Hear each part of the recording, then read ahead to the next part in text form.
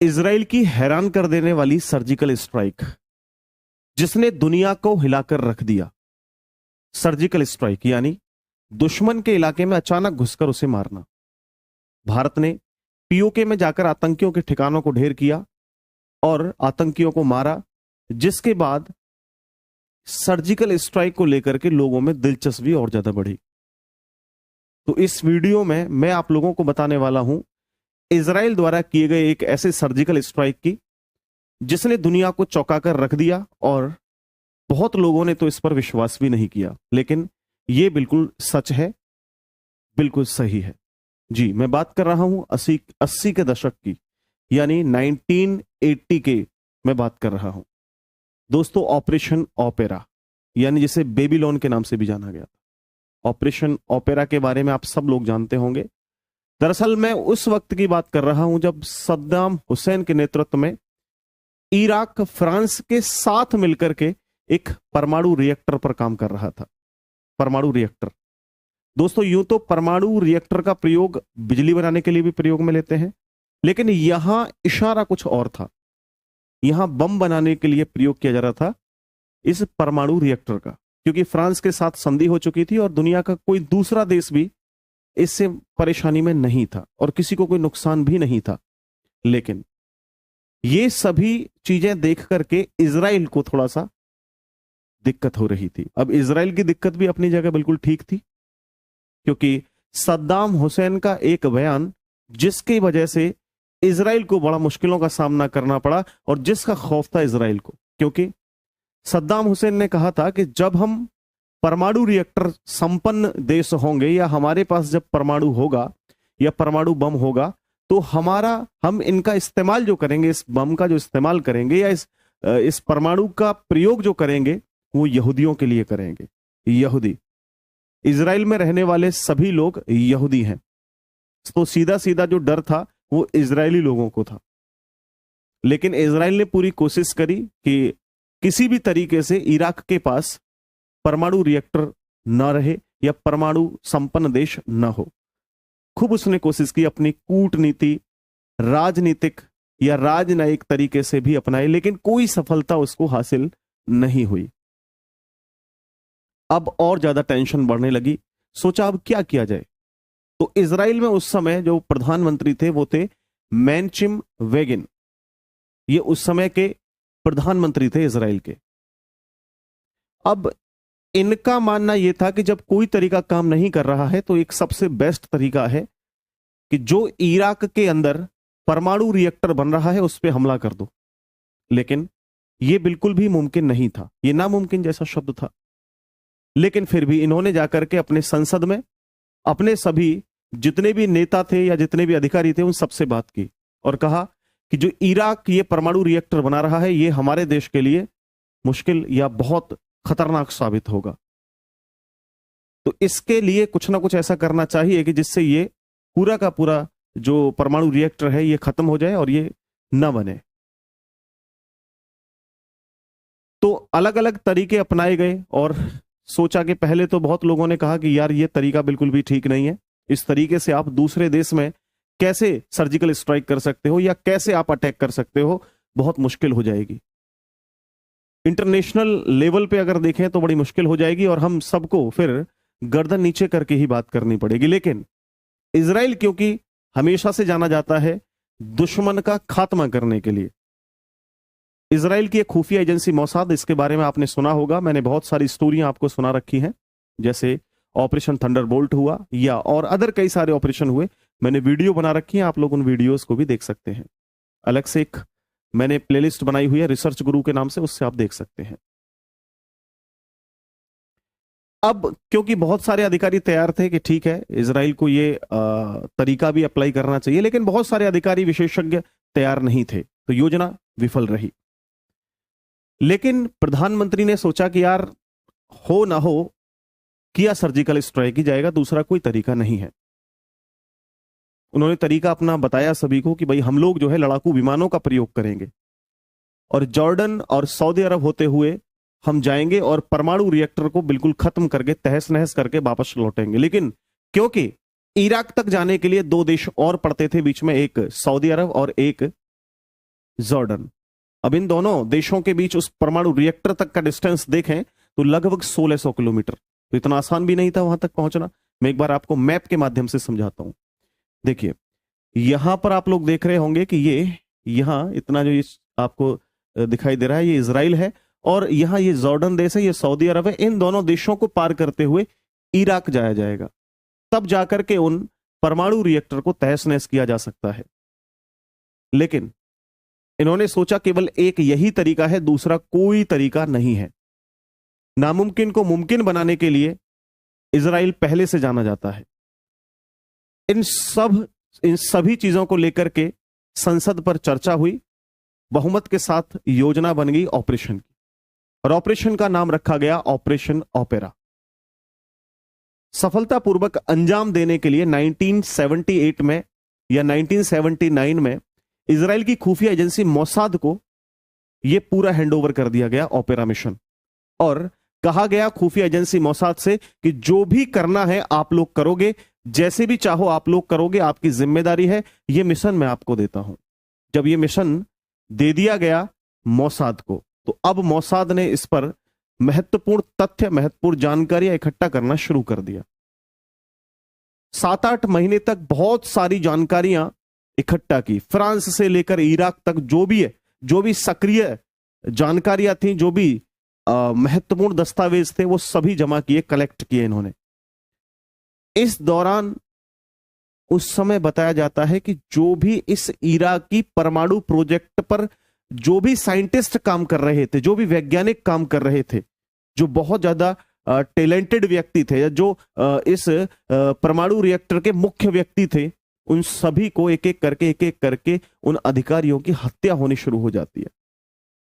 लेकिन किसी को भी यह पता नहीं था कि ये इजराइल की खुफिया एजेंसी मोसाद करवा रही है। और बाद में जब इसका पता लगा, मोसाद का हाथ था इस सब के पीछे, इन सभी हत्याओं के पीछे, तो धीरे धीरे उधर इजराइल ने भी ओपेरा से जुड़ी अपने काम की सभी जानकारियां कलेक्ट कर ली।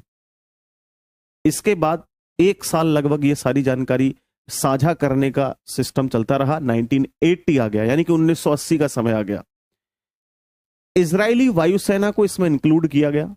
मोसाद ने वायुसेना को इसमें इंटरफेयर किया, या वायुसेना को बुलाया और कहा कि जितने भी वायुसेना के विशेषज्ञ हैं, अच्छे पायलट हैं, उनको बुलाया जाए। उनकी टीम गठित की गई, और उनमें से एक अंतरिक्ष यात्री को भी चुना गया था, जो बाद में जाकर के जो पहले एक बार अंतरिक्ष यात्री भी है या अंतरिक्ष में भी जा चुके थे, उनको भी चुना गया। और इसमें चुने गए F-15 और F-16 लड़ाकू विमान। मैं आपको विमान भी दिखा देता हूं थोड़ा सा, ये लेटेस्ट फोटो है हालांकि, लेकिन F-15 और F-16 इन विमानों को चुना गया। ये लड़ाकू विमान है, और लगभग 8 तो F-16 विमान थे जो कि हमला करने के लिए गए थे, लेकिन बैकअप के लिए भी 6 अलग से लड़ाकू विमान लिए गए थे, जिनका नाम था F-15। और इन सभी लड़ाकू विमानों के साथ ये ट्रेनिंग लगभग 1 साल तक लगातार इजराइल के एक रेगिस्तान में चलती है, और बहुत जोरों शोरों से इस पर ध्यान दिया जाता है, और बहुत अच्छे से ये ट्रेनिंग कंप्लीट कर ली जाती है। इस ट्रेनिंग में भी 1 साल का समय लगता है। तो अब वर्ष आता है 1981, 7 जून 1981। ये डेट तय की गई थी हमला करने के लिए, 7 जून 1981। F-16 विमान, F-16 विमान जिसमें 2-2 हजार पाउंड के MK-84 बम और कई अन्य अहम मिसाइल्स लगाई गई। ईंधन के लिए अतिरिक्त टंकियां लगाई गई थी, क्योंकि बीच में 2 देश और पड़ते थे, जॉर्डन और सऊदी अरब। इनको बीच में कहीं रुकना नहीं था, डायरेक्ट जाना था और हमला करके वापस आना था। 7 जून 1981 को समयानुसार, इजराइल के समयानुसार शाम के 3 बजे थे, एत जियोन एयरपोर्ट से ये उड़ान भरते हैं। मैं आपको मैप के माध्यम से दिखाने का प्रयास करता हूं। ये यहां आप देख रहे हैं, ये इजराइल है। यहां पर ये एयरपोर्ट था इनका, हवाई एयरपोर्ट, यानी वायुसेना का ये एयरपोर्ट था। इससे उड़ान भरते हैं एत जियोन एयरपोर्ट से। और ये लोग जैसे ही जॉर्डन में एंट्री करते हैं, तो इनकी जो ऊंचाई थी वो 150 फीट से लेकर के 300 फीट तक की केवल ऊंचाई थी, क्योंकि जब जहाज नीचा उड़ता है तो वो रडार में नहीं आता है। तो रडार से बचने के लिए इन्होंने जो ऊंचाई ली थी वो केवल 150 से 300 फीट तक की ऊंचाई उड़ान भरना शुरू कर दिया। देखते देखते ये 14 लड़ाकू विमान जॉर्डन होते हुए सऊदी अरब पहुंच जाते हैं और सऊदी अरब से सीधा इराक पहुंच जाते हैं। इराक की सीमा में घुसने के बाद ये अलग अलग दिशाओं में जाना शुरू कर देते हैं, जिससे कि किसी को भी शक ना हो, और अगर कोई पीछा भी करे तो किसका किया जाए ये ना सोचें। तो ये सभी अलग अलग दिशाओं में उड़ान भरना शुरू कर देते हैं। F-16 ऊंचाई पर जाना शुरू कर देता है। पहले एक सही वे में उड़ रहा था, फिर अचानक से ऊंचाई में जाना शुरू कर देता है और देखते ही देखते तेजी से 8000 फीट की ऊंचाई पर पहुंच जाता है। मैं आपको ये भी मैप के माध्यम से दिखाने की कोशिश करूंगा। यहां देखिए आप लोग, यहां से ये आ रहा था विमान और देखते ही देखते ऊपर की तरफ उड़ना शुरू कर देता है और 8000 फीट की ऊंचाई ये तय कर लेता है। इस समय जब ये ऊंचाई तय कर रहा था, उसके बाद ये विमान तेजी से ऊपर जाकर के लगभग 8000 फीट अचानक से 35 डिग्री के एंगल पे घूमता है। ये आप देख रहे होंगे इस तरीके से, जिससे कि बिल्कुल जो उसमें से मिसाइल्स निकले वो सीधा जाकर के परमाणु रिएक्टर में एंटर करें। तो यहां से ये सीधा जहाज नीचे की तरफ आता है, ये विमान नीचे की तरफ आता है और 35 डिग्री के एंगल पे 1100 किलोमीटर प्रति घंटे की रफ्तार से इस एंगल पे आगे बढ़ना शुरू कर देता है। और सभी विमानों में कुछ ही सेकंड के अंतराल में बम गिरना शुरू हो जाते हैं। लगभग 1-2 सेकंड के अंतराल में ये सभी जो लड़ाकू विमान थे ये बम छोड़ना शुरू कर देते हैं और मिनटों में इराक का जो ओसिराक परमाणु रिएक्टर था वो एकदम खत्म हो जाता है, बिल्कुल मिट्टी में मिल जाता है। वहीं ये सभी इजराइल के जो लड़ाकू विमान थे, जो एक के पीछे एक लगे हुए थे और ये विस्फोट करना शुरू कर दिया था इन्होंने, ये जैसे ही देखते हैं कि परमाणु रिएक्टर पूरे तरीके से खत्म हो चुका है, सभी एक एक करके वापस आना शुरू करते हैं। और जितना कि इराक के सेना सोच पाती कुछ, ये अपना एंटी एयरक्राफ्ट गनों से अटैक करना शुरू कर देते हैं। जो भी इनके पीछे आ रहा था उन पे अटैक करना शुरू कर देते हैं और तेजी से आसमान की तरफ उड़ान भरना शुरू कर देते हैं और अपनी पूरी स्पीड के साथ लगभग 40,000 फीट की ऊंचाई पर ये पहुंचते हैं, यानी बिल्कुल गायब हो जाते हैं, ये दिखाई देने बिल्कुल बंद हो जाते हैं। और वापस भी आप लोग देखेंगे इस मैप के माध्यम से, तो ये सऊदी अरब होते हुए जॉर्डन का बहुत छोटा सा हिस्सा कवर करते हुए वापस ये अपने इजराइल में आ जाते हैं। अब इजराइल में ये 3 घंटे में आसपास में पहुंच जाते हैं और पूरा इनका ऑपरेशन जो है वो सक्सेसफुल होता है। इस ऑपरेशन में इजराइल की किसी भी सेना को कोई नुकसान नहीं हुआ, या इजराइल के इस ऑपरेशन में किसी को कोई नुकसान नहीं हुआ। लेकिन इस ऑपरेशन में इराक के 10 लोग मारे गए थे और जो सबसे महत्वपूर्ण था वो परमाणु रिएक्टर, वो तहस नहस कर दिया, वो बिल्कुल खत्म कर दिया था। आप लोग देखेंगे उस ऑपरेशन के बाद उस जगह की क्या हालत थी, कुछ इस तरीके से ये बिल्कुल खत्म कर दिया था।